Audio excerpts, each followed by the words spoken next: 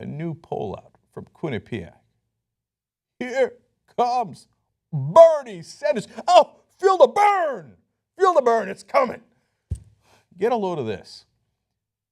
Bernie Sanders versus Donald Trump. I mean, with all the press coverage that Donald Trump's getting in a national election, if it was those two, I mean, Bernie's a democratic socialist. Donald Trump's got all these Americans like, yeah, let's go bad people. Yeah, he's got all this support. He's got all the crowds.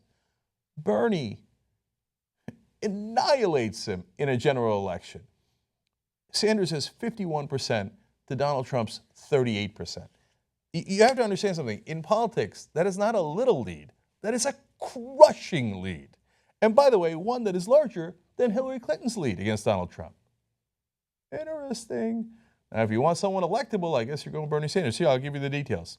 In the new Quinnipiac poll, Clinton would defeat Trump by 7 percentage points, which is itself impressive and would qualify as a landslide, while the Sanders lead of 13 points would bring a landslide of epic proportions.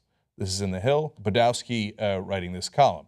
So let's give you more details that would be more positive if it was Bernie Sanders versus Donald Trump in the general election. If this margin held in a general election, Democrats would almost certainly regain control of the United States Senate and very possibly the House of Representatives. Damn. So it wouldn't be just the presidency feeling the burn. It would be Congress. So if the landslide is this big, then, you know, Bernie Sanders is always talking about how is he going to get things done. Well, if he wins, there's a bit of a political revolution at hand. And so that landslide will have swept in a different Congress. And now these numbers are backing them up. They're saying, yeah, that's actually true. That's basically what would happen.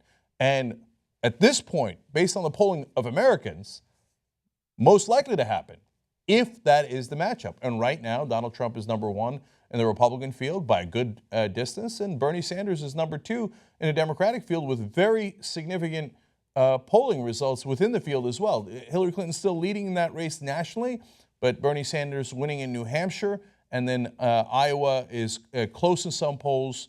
And so it's an interesting matchup here, especially because one of the main reasons that people are voting for Hillary Clinton, not the only reason, but one of the main reasons that they're considering voting for Hillary is because they think she's more electable. It turns out, if you look at the actual data and facts, that is not true. I'll give you another quote here. It is noteworthy in the Quinnipiac poll that Sanders runs so much stronger than Clinton against Trump. And one final quote from The Hill here.